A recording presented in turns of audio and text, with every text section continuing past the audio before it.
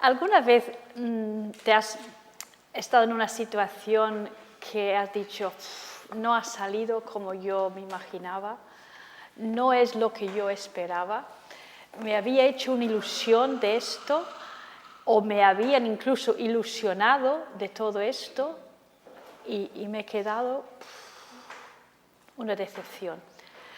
Pues la vida está llena de desilusiones. Las circunstancias nos decepcionan, las personas nos decepcionan y no llevamos mucho tiempo en la vida hasta que descubrimos que hay muchas veces que nos vamos a decepcionar.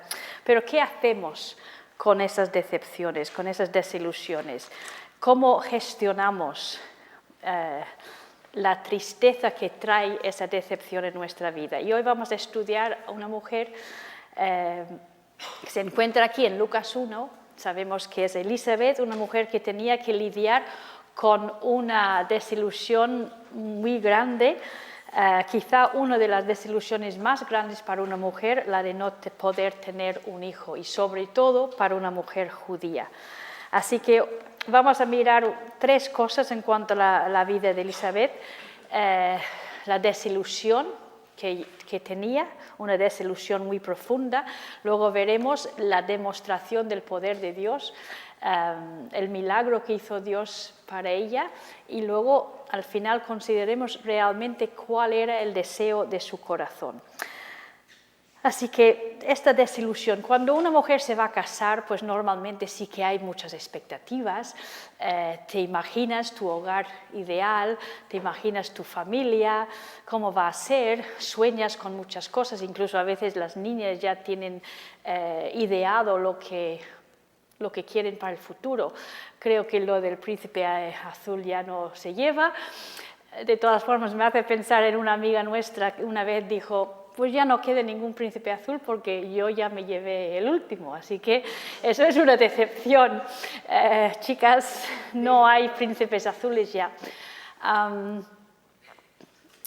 En fin, pero hay tantos sueños en la vida que no se cumplen, hay tantas expectativas que tenemos que no se realizan, planes que hacemos que el resultado al final es decepcionante. En fin, Elizabeth, como cualquier mujer judía, tenía ese sueño de tener un hijo. Y déjame decir que el deseo de tener un hijo es un deseo dado por Dios, porque Dios es el que diseñó la familia. Y aunque hoy en día vivimos, hoy en día no se lleva la familia. Hay muchas mujeres que escogen no tener hijos para no estropear su estilo de vida, pero sigue siendo la voluntad de Dios.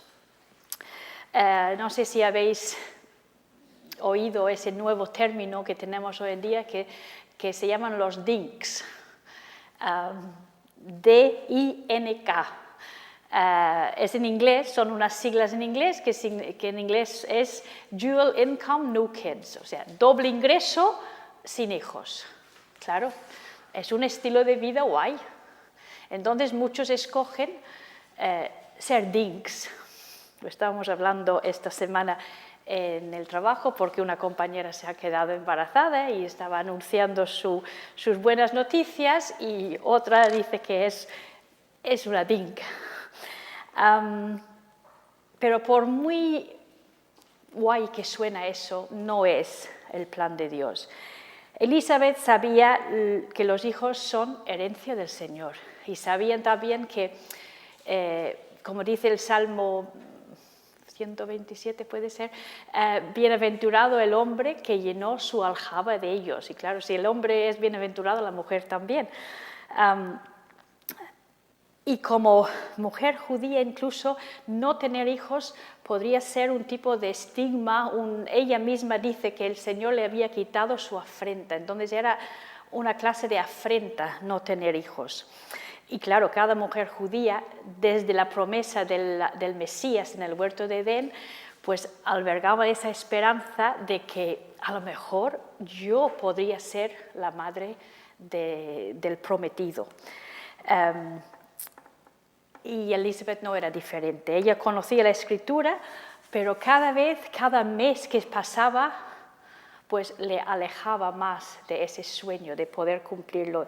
Y ya había llegado a una edad avanzada. Cada día que pasaba había menos esperanza. Ahora, hemos leído que Elizabeth era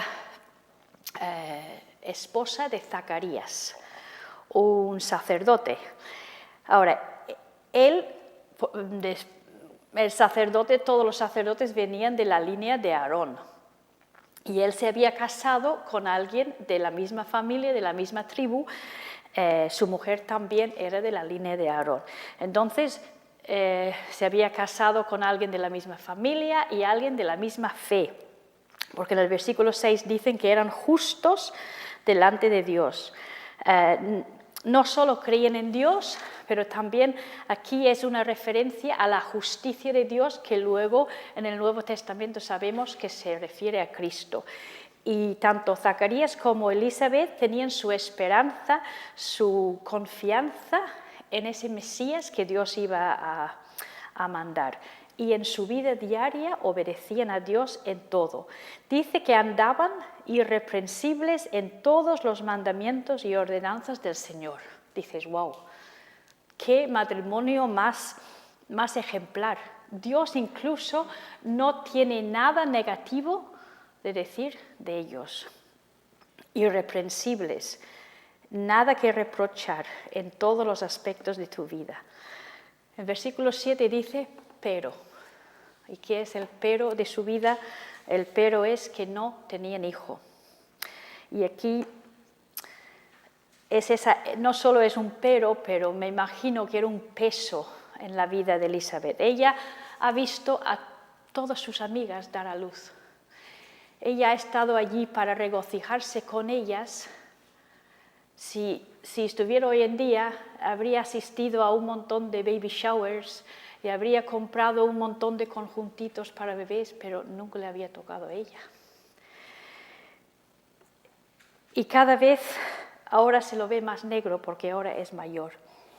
Es una mujer que ha vivido una vida con muchos años de desilusión. Ahora, tú lees eso y tú ves un matrimonio ejemplar y dices, pero lo están haciendo todo bien, lo están haciendo todo correctamente. ¿Por qué Dios no puede bendecirles con un hijo?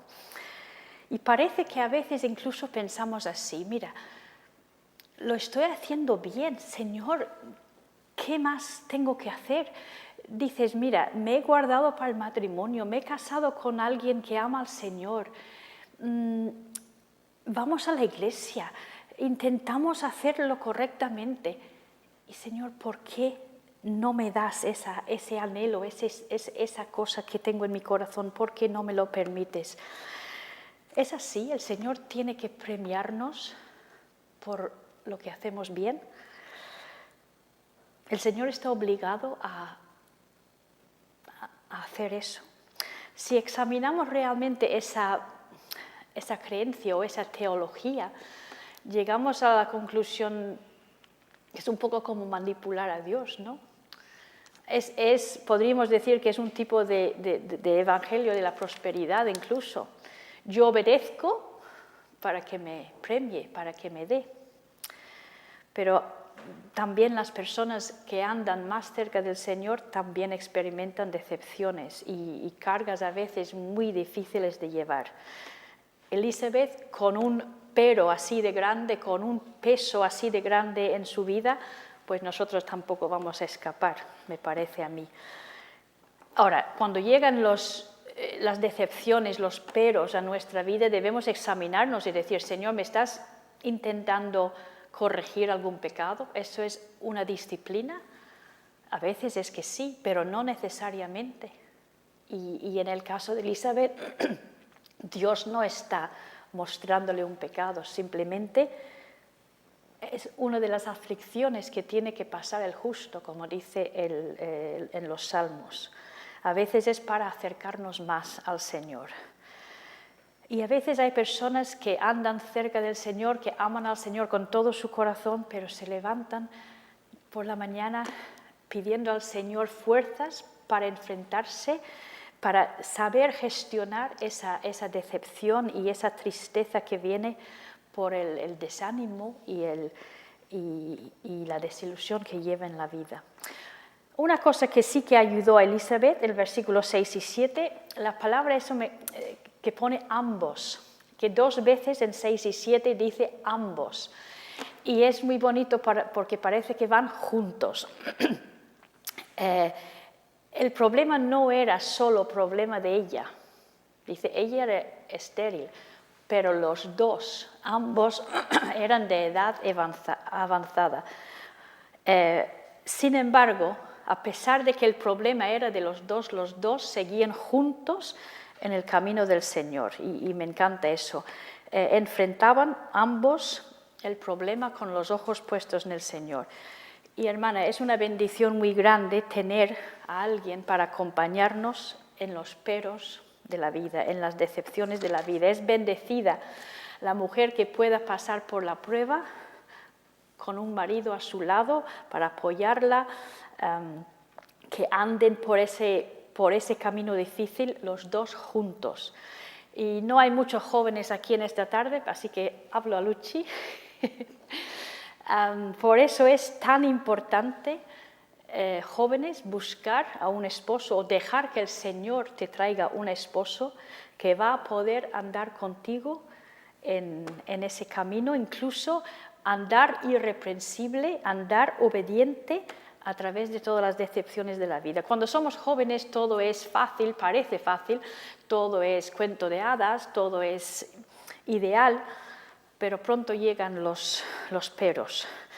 Y si tú tienes a alguien que ama al mismo Señor y que ama al Señor más que te ama a ti, entonces será mucho más llevadero pasar por esa prueba. Así que ese es el tipo de hombre que te conviene. Así que hazme caso, que soy mayor. Pero hay personas y hay hermanas que no tienen ese tipo de compañerismo en el camino de la vida. Por eso, hermana, Dios ha puesto la iglesia. Y el Señor nos ha puesto el uno para el otro. Para llevar las cargas los unos de los otros, para coger de la mano, para animar, incluso para exhortar a todos los que están a nuestro alrededor, para que el camino sea más fácil. Ahora, cuando llega la prueba a nuestra vida, podemos hacer una de dos cosas.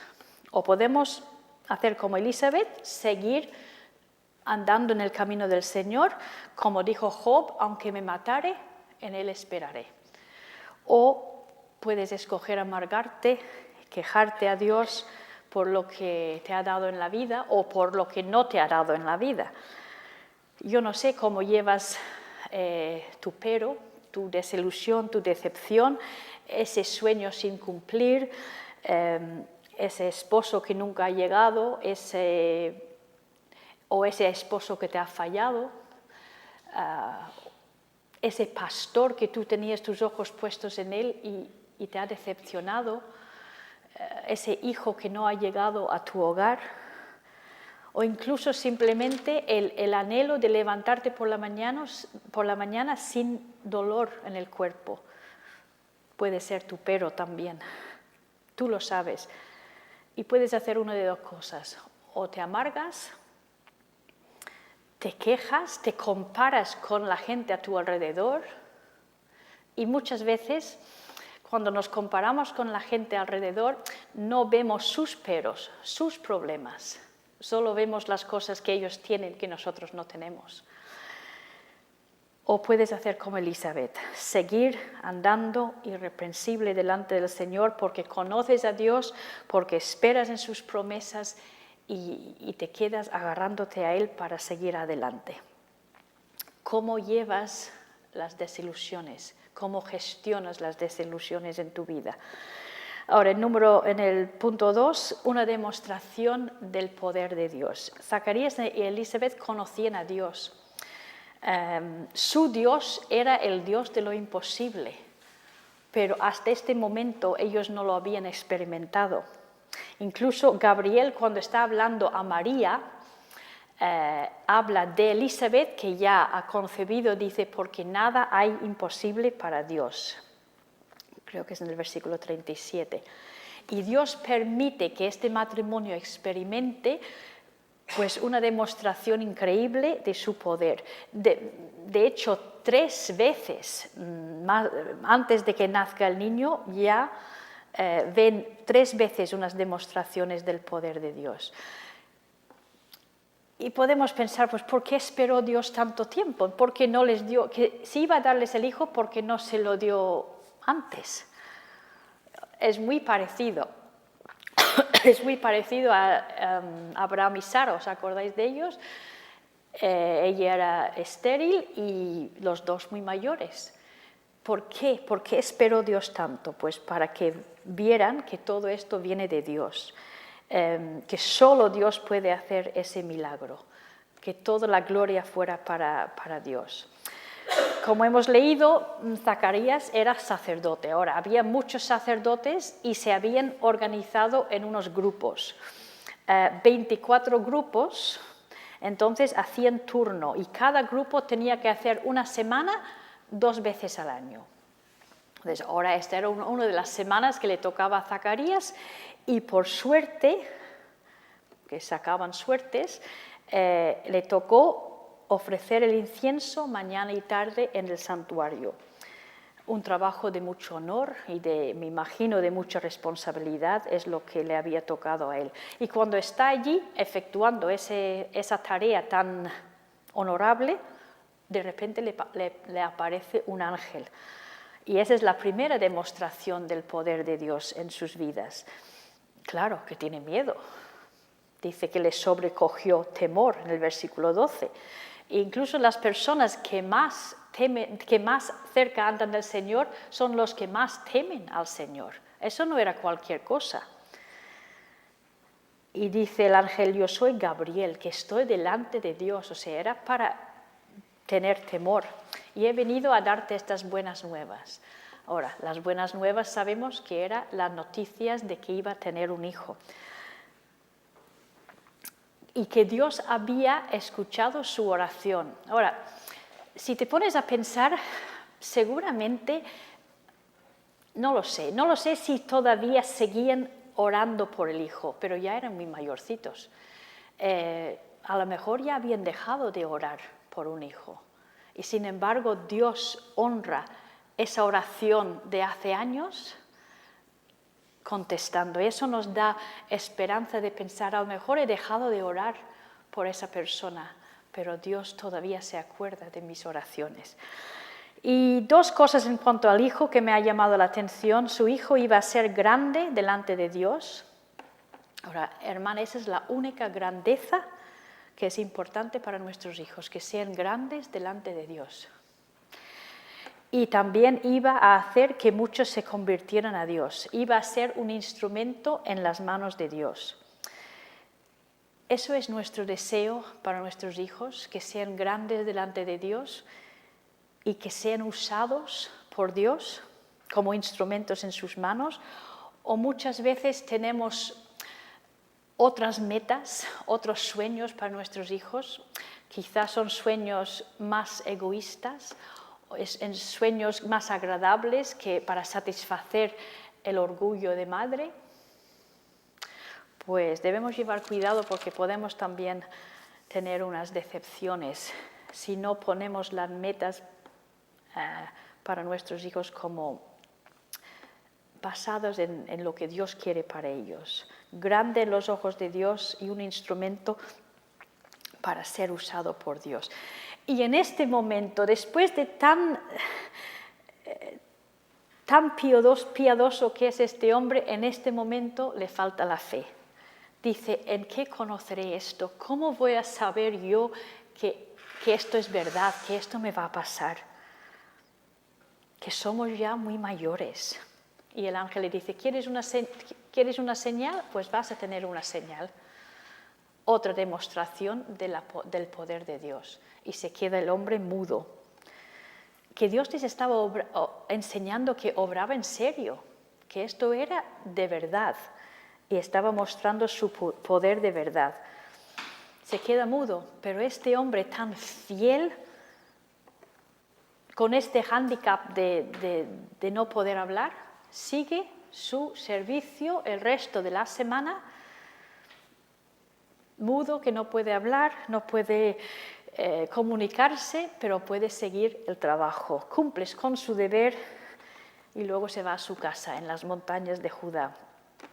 Y allí su mujer Elizabeth, la mujer de su juventud, pero ahora su esposa mayorcita, su vieja compañera de vida, queda embarazada, como había dicho el ángel, para que la excelencia del poder sea de Dios y no de nosotros. Eso es lo que dice el apóstol Pablo. ¿Por qué tenemos el tesoro en vasos de barro? Porque Dios habita en nosotros en vasos de barro gastados, viejecitos, pero Dios obra para que la excelencia del poder sea de Dios y no de nosotros, para que toda la gloria sea para Él. Que no haya duda de que ha sido Dios que ha obrado. A veces Dios hace que las situaciones nuestras vayan al extremo, a un extremo casi diríamos irreversible, para que Dios tenga la gloria al final. Y esos meses, cuando ella se queda embarazada, dice que se recluye 5 meses, supongo que es hasta que se haga evidente que está embarazada. Me imagino que son meses de agradecimiento al Señor, de llegar a acostumbrarse a esta nueva vida, a también acostumbrarse a un marido mudo. Eso tendrá sus inconveniencias y a lo mejor sus ventajas. Y me imagino a Zacarías reprochándose su falta de fe, o sea, al ver su mujer cada vez que se nota cada vez más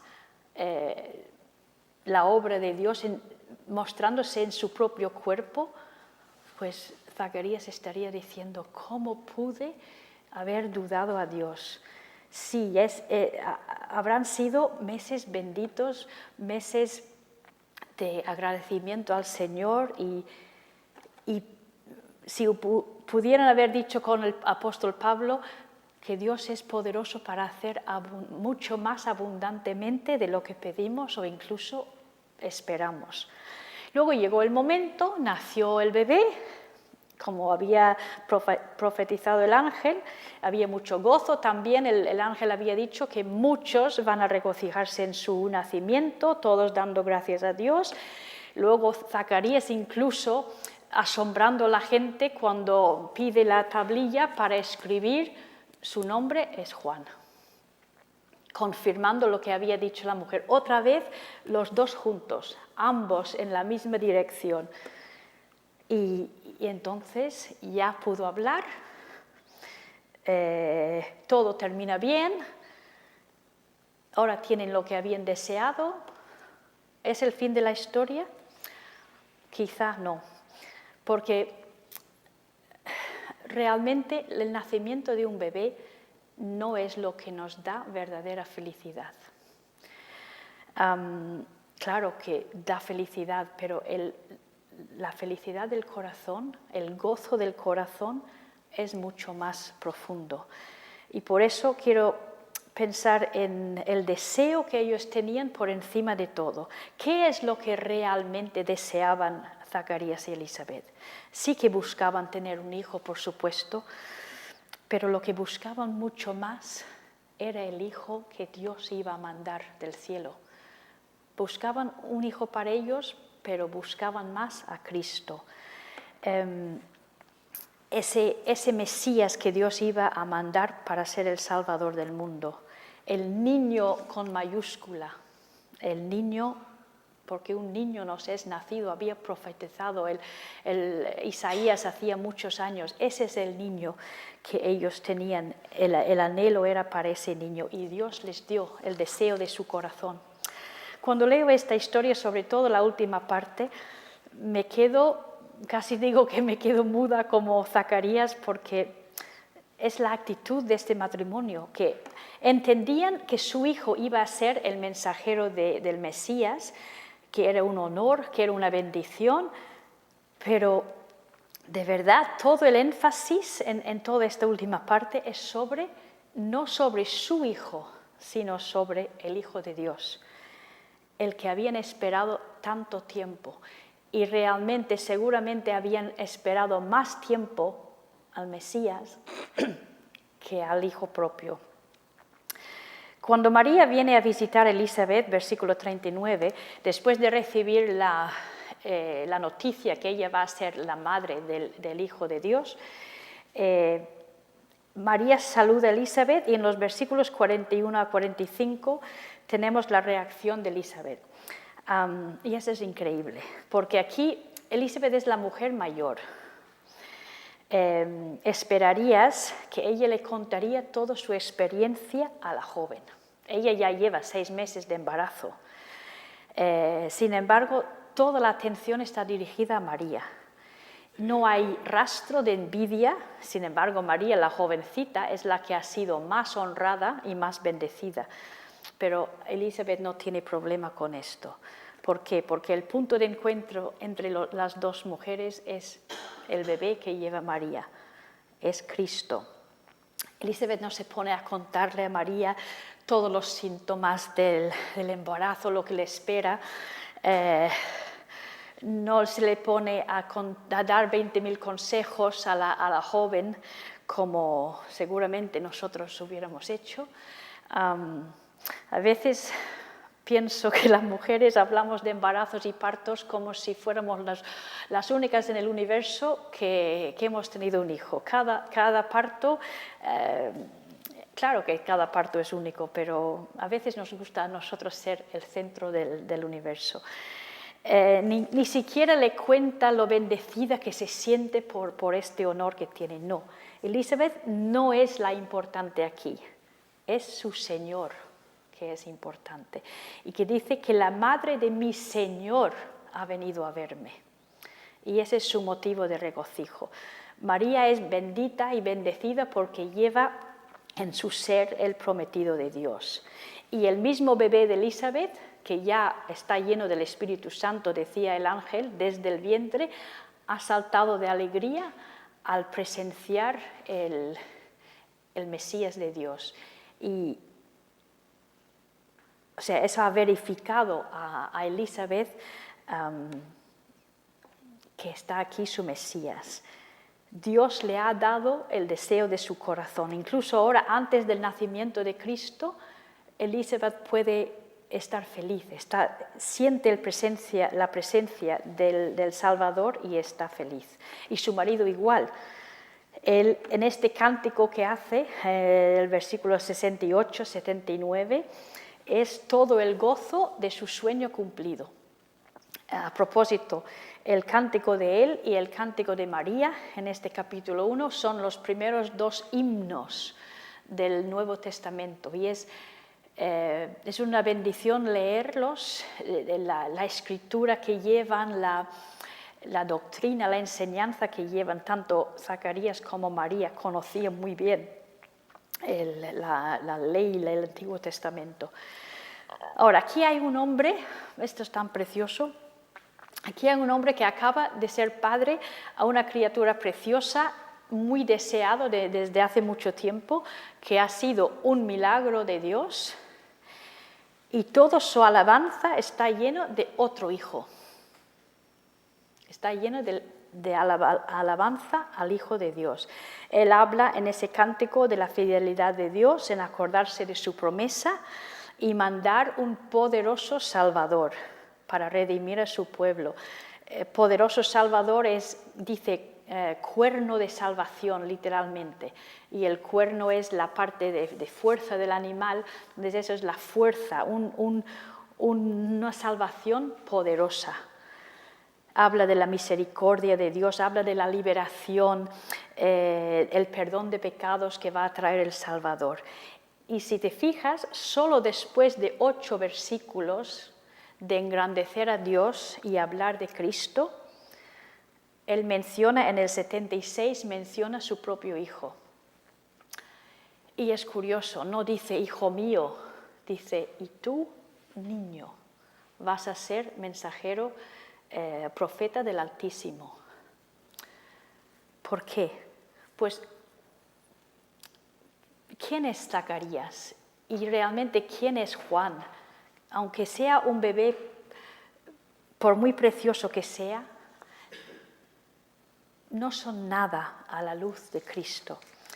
Esa luz que ahora dice que se asoma en la aurora y que pronto va a llegar a brillar en todo su fulgor, tanto Zacarías como su hijo Juan se pierden en insignificancia delante de Cristo, delante de esa luz, ese sol de justicia, Cristo que es la luz del mundo. Él es todo y en todo, y la alabanza de Zacarías es todo de Cristo.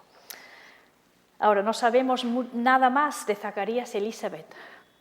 Eran mayores, es muy probable que no estuvieran para presenciar el ministerio de Juan, y en un sentido casi mejor, porque para una madre ver a su hijo ser encarcelado y luego decapitado muy cruelmente, pues no sería nada agradable. Pero el ejemplo y la obediencia de sus padres hicieron un impacto muy grande sobre Juan. Cristo mismo dice de Juan: de cierto os digo que entre los que nacen de mujer no se ha levantado otro mayor que Juan el Bautista, pero el más pequeño en el reino de los cielos mayor es que él. ¿Y cuál era la grandeza de Juan el Bautista? Pues el dar toda la gloria a Cristo. Él mismo dijo al empezar su ministerio: es necesario que Cristo crezca y que yo mengüe. Eso era la grandeza de ese hombre. Sus padres le habían enseñado muy bien por su ejemplo. Así que Cristo era el deseo del corazón de Elizabeth.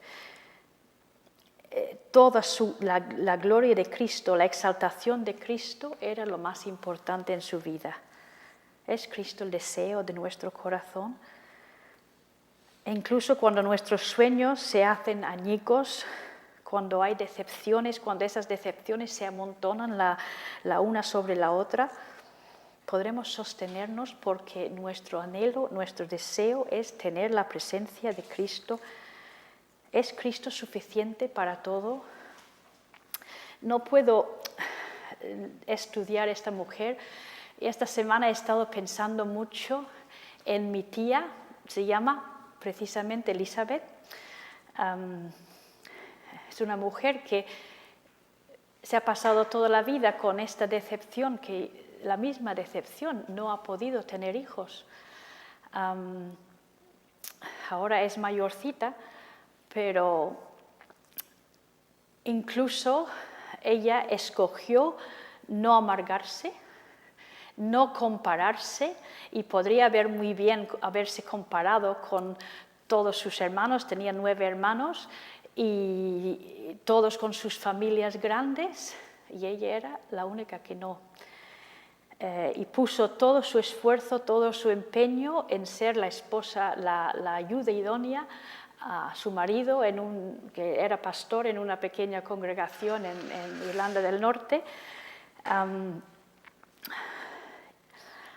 Una mujer, la verdad es que yo no llegué a conocerla muy bien hasta que se mudó al pueblo de mi madre, cuando su marido se jubiló, y poco después el marido, bastante joven, falleció, y ella lleva ya muchos años de viuda. Ahora tiene 85 años.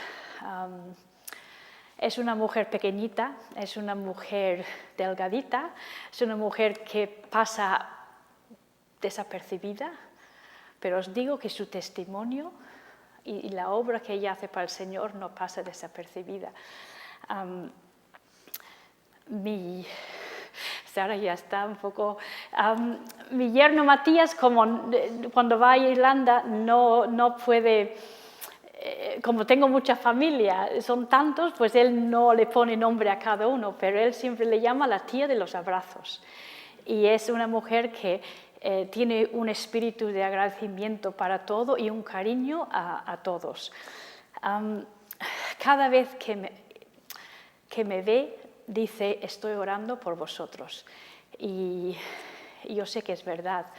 Incluso muchas veces digo qué privilegio que tengo, qué honor. Incluso esta iglesia ha recibido bendición por las oraciones de esta mujercita. Ella asiste a todos los cultos, ella da sus ofrendas, ella lo que más hace es orar. Y solo la eternidad dirá lo que hacen esas oraciones. Sara tuvo una conversación preciosa con ella este verano cuando estábamos toda la familia allí. Y claro, mi tía no había visto a Emma y Lucas en bastante tiempo y ya eran más grandes de lo que ella imaginaba. Y dice, qué bonito, qué grandes que son. Y dice, cuando yo oro por ellos, en la mente tengo la cara de bebé. Estoy orando como para bebés, pero ahora los puedo ver y qué bonito que ya tengo otra imagen de ellos. Y esa es una mujer que, gracias a Dios, como he dicho, solo la eternidad dirá el fruto que hay cuando una persona escoge no amargarse, no quejarse, llevar los problemas de esta vida como se pueda, con la ayuda del Señor, y hay una bendición no solo para ti, pero para todos los a tu alrededor.